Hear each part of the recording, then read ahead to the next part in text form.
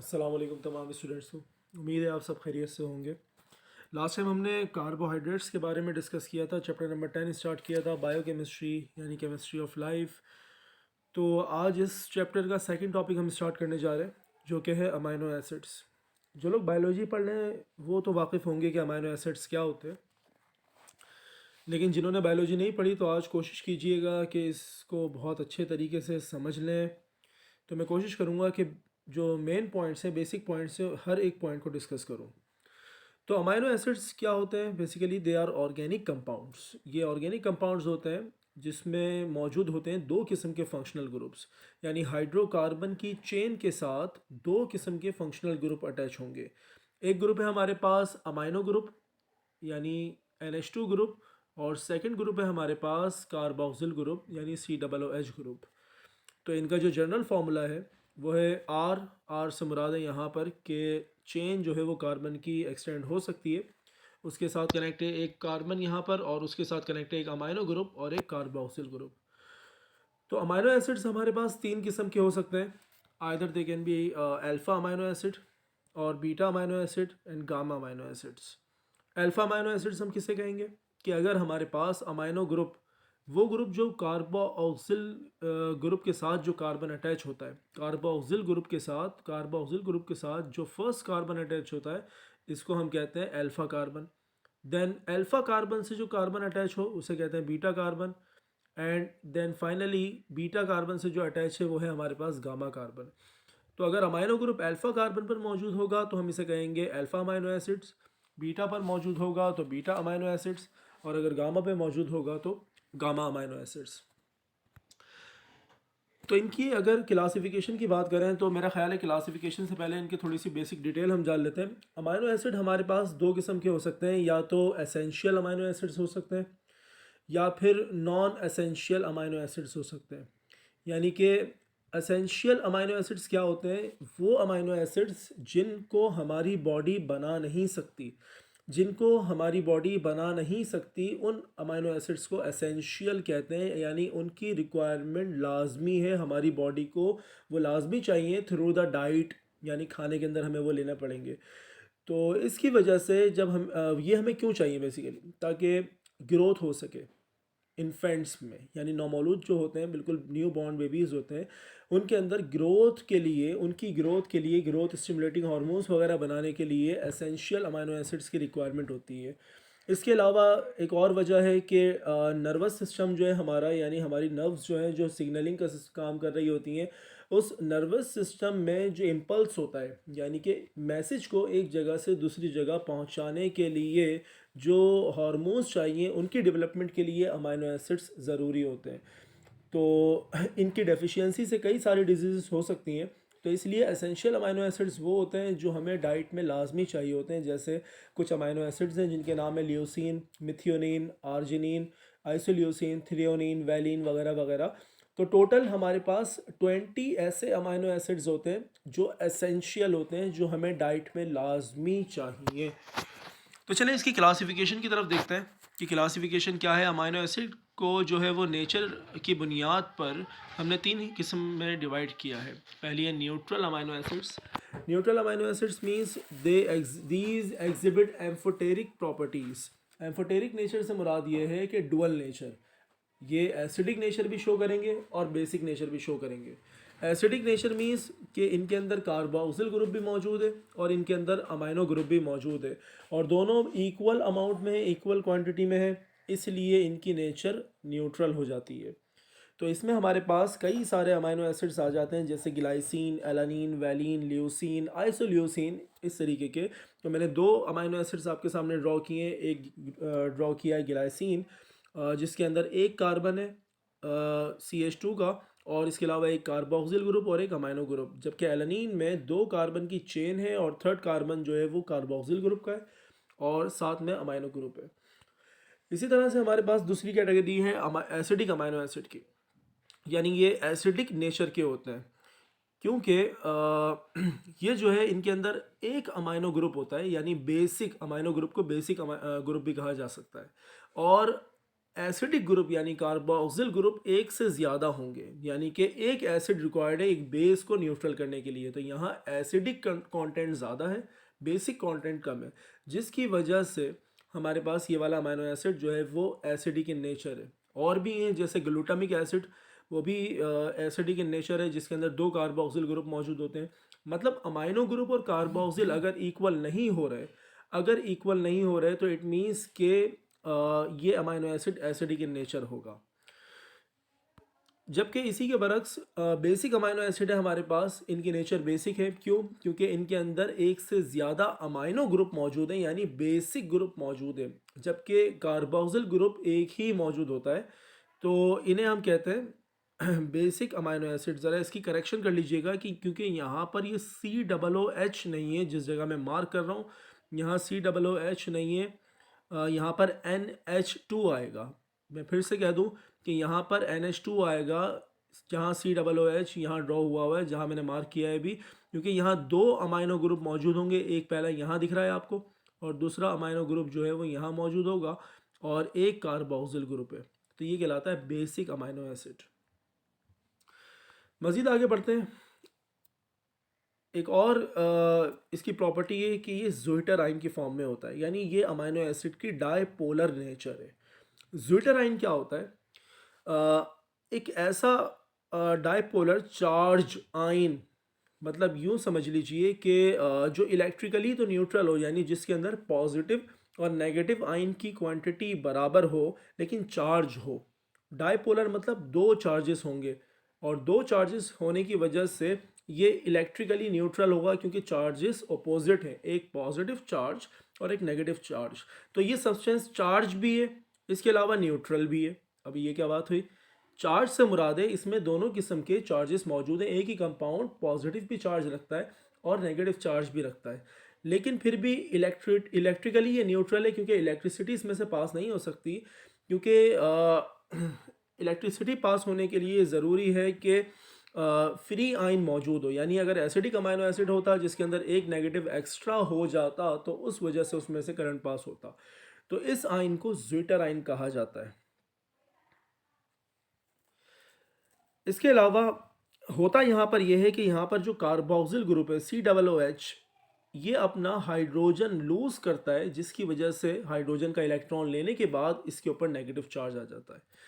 जबकि वो जो पॉजिटिव हाइड्रोजन है वो जाकर NH2 ग्रुप के साथ मिलता है, तो नाइट्रोजन अपना इलेक्ट्रॉन का पेयर उस हाइड्रोजन को डोनेट कर देता है, जिसकी वजह से यहाँ पर नाइट्रोजन के ऊपर पॉजिटिव चार्ज आ जाता है।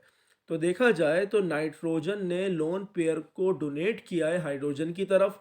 तो नाइट्रोजन जो लोन पेयर डोनेट करता है, ल्यूइस थ्योरी के मुताबिक जिसने लोन पेयर को डोनेट किया वो एक बेस है, और जिसने हाइड्रोजन लूज किया यानी H पॉजिटिव कहाँ से लूज हुआ है? COOH से। तो यहाँ पर COOH एसिड के तौर पे काम कर रहा है, हाइड्रोजन ने इलेक्ट्रॉन का पेयर एक्सेप्ट किया है। तो इसके अलावा ज़्विटर आयन होने की वजह से ही अमाइनो एसिड जो है वो वाटर में सॉल्यूबल हो सकते हैं, लेकिन ऑर्गेनिक सॉल्वेंट में ये सॉल्यूबल नहीं है। अमाइनो एसिड ज़्विटर आयन की फॉर्म में होता है, इसीलिए ये वाटर सॉल्यूबल होता है। इसके अलावा ये सॉलिड हालत में भी पाए जाते हैं, और इसके अलावा इनके मेल्टिंग पॉइंट्स बहुत ज़्यादा हाई होते हैं, और ये इलेक्ट्रॉन पेयर डोनेट और एक्सेप्ट करने की सलाहियत रखते हैं। और इसके अलावा जिस मीडियम में जहाँ पर भी ये डिज़ोल्व होते हैं वहाँ पर ये रिएक्शन भी कर सकते हैं। चले मज़ीद आगे बढ़ते हैं। हमने पढ़ा था कार्बोहाइड्रेट्स में कि कार्बोहाइड्रेट के दो यूनिट्स यानी दो मोनोसैकराइड्स जब आपस में कंबाइन होती हैं तो कॉम्बिनेशन के नतीजे में जो बॉन्ड बनती है उस बॉन्ड को हम ग्लाइकोसिडिक लिंकेज का नाम देते हैं। तो यहाँ पर हमारे पास जब दो अमाइनो एसिड्स कंबाइन होते हैं, दो अमाइनो एसिड्स जब आपस में कंबाइन होते हैं, देखें यहाँ पर ये एक अमाइनो एसिड है ग्लाइसिन, जिसके अंदर एक कार्बन है और एक NH2 ग्रुप है। हाइड्रोजन यहाँ अलग से शो किया है मैंने ताकि बॉन्डिंग को समझा सकूं, और एक कार्बोक्सिल ग्रुप है। ये स्ट्रक्चर है ग्लाइसिन का, और यहाँ पर दो कार्बन होने की वजह से ये है एलानीन। तो ग्लाइसिन और एलानीन, अब रिएक्शन किस तरह से होता है? यहाँ पर जो कार्बोक्सिल ग्रुप है इसको मैंने यहाँ ओपन करके दिखाया है। जो कार्बोक्सिल ग्रुप है इसका OH ग्रुप रिएक्ट करता है अगले मॉलिक्यूल के हाइड्रोजन के साथ, जिसकी वजह से कंडेंसेशन रिएक्शन होता है, यानी वाटर जो है वो रिमूव हो जाता है। अब वाटर रिमूव होने की वजह से इस कार्बन की बॉन्ड फ्री और यहाँ पर NH की बॉन्ड फ्री, तो दोनों आपस में लिंक कर जाते हैं। यहाँ अलग से बॉन्ड को भी शो किया है, ये दोनों आपस में लिंक कर गए। ये जो बॉन्ड आपके पास बनी है CONH की, इस बॉन्ड को कहते हैं पेप्टाइड बॉन्ड या पेप्टाइड लिंकेज भी कहा जाता है। पेप्टाइड बॉन्ड या पेप्टाइड लिंकेज भी कहा जाता है। तो आमतौर पर जो प्रोटीन्स बनती हैं वो उन्हें हम पॉलीपेप्टाइड कहते हैं। यानी कि प्रोटीन क्या होती है, जब दो अमाइनो एसिड कंबाइन हुए पेप्टाइड लिंकेज की मदद से, 2 से 4, 4 से 6, 6 से 8, 10, 12, इस तरह हज़ारों यूनिट्स जब अमाइनो एसिड्स के कंबाइन होंगे तो इसमें कई सारी पेप्टाइड बॉन्ड्स होंगी। तो कई सारी जो पेप्टाइड बॉन्ड्स हैं इसे हम कहेंगे पॉलीपेप्टाइड। पॉलीपेप्टाइड मतलब मैनी पेप्टाइड बॉन्ड्स। तो मैनी पेप्टाइड बॉन्ड्स यानी many amino acids combine together to form a single unit called proteins. तो कई सारे अमाइनो एसिड कंबाइन होते हैं तो उसके नतीजे में हमारे पास प्रोटीन्स की फॉर्मेशन होती है। इसके अलावा अगर हम देखें अमाइनो एसिड के रोल ऑफ अमाइनो एसिड जो है हमारे पास किस किस काम में आते हैं, तो अमाइनो एसिड्स जो है वो बिल्डिंग ब्लॉक ऑफ प्रोटीन्स हैं। यानी प्रोटीन्स अगर बॉडी को बनानी है तो प्रोटीन्स बनाने के लिए अमाइनो एसिड्स लाजमी चाहिए। अमाइनो एसिड लाजमी चाहिए जिनसे हमारे पास जो हमारी बॉडी की रिक्वायरमेंट है प्रोटीन्स की वो पूरी हो सकेगी। अच्छा, इसके अलावा अमाइनो एसिड्स हमें कहाँ से मिलेंगे, इसकी सोर्स क्या है? देखें, कई लोग ऐसे होते हैं हमारे दरमियान जो आम तौर पर गोश्त नहीं खाते क्योंकि एक वाहिद ज़रिया है गोश्त, वो कोई सा भी गोश्त हो।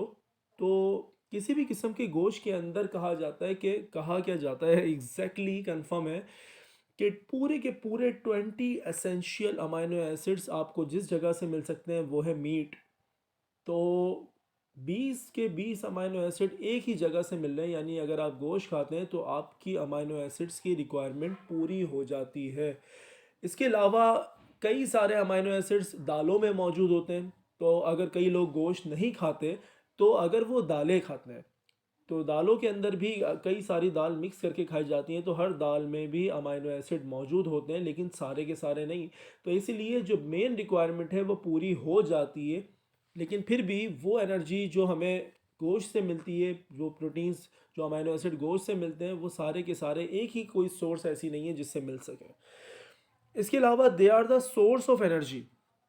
ये एनर्जी की बहुत बेहतरीन सोर्स है, यानी एनर्जी हासिल करने का बेहतरीन ज़रिया। अब किस तरह से देखें, बात यह है कि जब हम कोई फूड लेते हैं जिसमें प्रोटीन मौजूद होता है, जब कोई फूड लेते हैं हम जिसके अंदर कोई प्रोटीन मौजूद होता है, यानी हम सपोज कर लें कि हम गोश्त ही खा रहे हैं, तो काफ़ी सारे ऐसे एंजाइम होते हैं जो प्रोटीन पर, एंजाइम्स क्या होते हैं, जिस तरह हमारी केमिस्ट्री में कैटलिस्ट होते हैं जो रिएक्शन की स्पीड अप या डाउन करते हैं या रिएक्शन करने के लिए रिस्पॉन्सिबल होते हैं, इसी तरीके से ह्यूमन बॉडी या किसी भी जानदार के अंदर जो रिएक्शंस को करवा रहे होते हैं वो एंजाइम्स होते हैं। तो एंजाइम्स भी, एक बात बताता चलूँ कि एंजाइम्स भी प्रोटीन इन नेचर होते हैं, यानी प्रोटीन्स ही एंजाइम का काम करते हैं हमारे पास। लेकिन अगर ये बात कही जाए कि क्या तमाम एंजाइम्स प्रोटीन हैं, तो बिल्कुल हाँ, तमाम के तमाम एंजाइम्स प्रोटीन इन नेचर होते हैं। लेकिन क्या तमाम प्रोटीन्स एंजाइम होती हैं? नहीं, ऐसा नहीं है। काफ़ी सारे प्रोटीन्स एंजाइम में तब्दील होते हैं, जबकि काफ़ी सारे प्रोटीन्स और डिफरेंट पर्पस के लिए इस्तेमाल किए जाते हैं बॉडी के ज़रिए। तो इंशाल्लाह जब हम प्रोटीन का टॉपिक पढ़ेंगे तो उसमें और डिटेल में इस बारे में बात करेंगे। लेकिन फ़िलहाल जो हम बात कर रहे हैं कि जब कोई हम खाना लेते हैं जो जिसमें प्रोटीन्स मौजूद होती हैं, तो बॉडी के एंजाइम्स क्या करते हैं, उन प्रोटीन्स को हाइड्रोलाइज कराते हैं, यानी उन प्रोटीन्स को वाटर के ज़रिए ब्रेक करवाते हैं। और ब्रेक करने के नतीजे में प्रोटीन की जो पॉलीपेप्टाइड बॉन्ड बनी हुई है, हाइड्रोलाइज मतलब वाटर की एडिशन करवाते हैं। जैसे ही वाटर ऐड होता है, वाटर रिमूव हुआ था तो बॉन्ड बनी थी, वाटर ऐड होगा तो वो जो बॉन्ड बनी थी वो ब्रेक हो जाएगी। अब बॉन्ड ब्रेक होने की सूरत में हर एक अमाइनो एसिड का यूनिट जो है वो सेपरेट हो जाएगा। तो जब हाइड्रोलाइसिस हो जाती है, वाटर के ज़रिए इनकी बॉन्ड को ब्रेक कर दिया जाता है, तो ब्लड हमारा उन अमाइनो एसिड को रिसीव करता है, एक्सेप्ट करता है, ब्लड रिसीव करता है। उसके नतीजे में फिर ये इंटेस्टाइन, हमारी बॉडी के इंटेस्टाइन से ये पूरा ब्लड जब गुजरता है तो उसकी वॉल्स, इंटेस्टाइन की वॉल्स से एब्जॉर्प्शन का अमल होता है। यानी वो अमाइनो एसिड्स जो अभी अभी कन्वर्ट हुए हैं, प्रोटीन के ज़रिए अमाइनो एसिड बने, उन्हें हमारी इंटेस्टाइन की वॉल्स जो है वो एब्जॉर्ब करती हैं और उन्हें हर सेल तक पहुंचाने का काम करती हैं। अब सेल में जाने के बाद क्या होता है? देखिए, सेल में जाने के बाद तीन किस्म के काम होते हैं। सेल में जाने के बाद तीन किस्म के क्या काम होते हैं कि या तो अगर हमारी बॉडी को एनर्जी की रिक्वायरमेंट नहीं है तो सेल क्या करता है, उन अमाइनो एसिड्स को अगेन प्रोटीन में कन्वर्ट कर देता है, उन अमाइनो एसिड को अगेन प्रोटीन में कन्वर्ट कर देता है। और अगर हमारी बॉडी में एनर्जी की रिक्वायरमेंट है तो वो अमाइनो एसिड्स एनर्जी के तौर पर हमारी बॉडी में ट्रांसफ़र कर दिए जाते हैं, यानी amino acids are converted into in the form of ATP. और अगर एनर्जी की रिक्वायरमेंट नहीं है और प्रोटीन हमारे पास बन चुकी है तो या तो तीसरा काम होता है कि हार्मोन्स। हार्मोन्स क्या हैं? Basically they are the chemical messengers, nerve impulse के लिए जो काम करते हैं, हमारी बॉडी में मैसेजेस पहुंचाने का काम जो करते हैं वो हार्मोन्स कर रहे होते हैं। हार्मोन्स को चलाने के लिए सोडियम पोटेशियम काम करते हैं। तो इसलिए हार्मोन्स बनाने के लिए या हार्मोन्स के तौर पे काम करने के लिए अमाइनो एसिड को इस्तेमाल करती है बॉडीज़। तो इसीलिए हमने कहा कि they are the best chemical messengers. तो अगर इनकी कुछ कमी हो जाती है किसी बॉडी में तो कमी होने की वजह से ही बीमारियां हो जाती हैं। तो अगर कई जगह पर ऐसा भी होता है कि इनकी एक्सेस की वजह से भी बीमारी होती है। यानी कि नर्व इम्पल्स अगर बहुत ज़्यादा, जैसे मिर्गी का दौरा पड़ता है लोगों को, मिर्गी का दौरा पड़ने से की वजह से जैसे हमारी बॉडी में कई सारे हार्मोन्स जैसे डोपामीन होते हैं और इसी के बरक्स एक और हार्मोन होता है सेरोटोनिन। सेरोटोनिन की अगर क्वांटिटी ज़्यादा हो जाती है जिसकी वजह से जो है वो बॉडी के अंदर नर्व इम्पल्स बढ़ जाता है, जिसकी वजह से सिग्नलिंग सिस्टम बहुत तेज़ हो जाता है। तो इस वजह से बॉडी के जो हार्मोन्स हैं, मतलब बॉडी जो है वो इतनी तेज़ी से सिग्नल पहुंचाती है दिमाग तक जिसकी वजह से मतलब आपको जो है वो शॉक महसूस होते हैं, मिर्गी का दौरा पड़ने लग जाता है। तो ये एक्स्ट्रा सिग्नलिंग सिस्टम जो काम होता है ये हार्मोन्स में ख़राबी होने की वजह से होता है। तो हार्मोन्स किस चीज़ के बने? बेसिकली अमाइनो एसिड से ही मिलके बने हैं। तो इसलिए अमाइनो एसिड्स हमारी बॉडी में लाजमी रिक्वायर्ड है, लेकिन एक सफिशिएंट अमाउंट में, ना ज़्यादा ना कम। तो उम्मीद है आज का लेक्चर आपको क्लियर हुआ होगा। इंशाल्लाह नेक्स्ट टॉपिक हम पढ़ेंगे प्रोटीन का, और अगर इस टॉपिक से रिलेटेड कोई सवाल हो तो बेटे पूछ लीजिएगा। अल्लाह हाफिज़।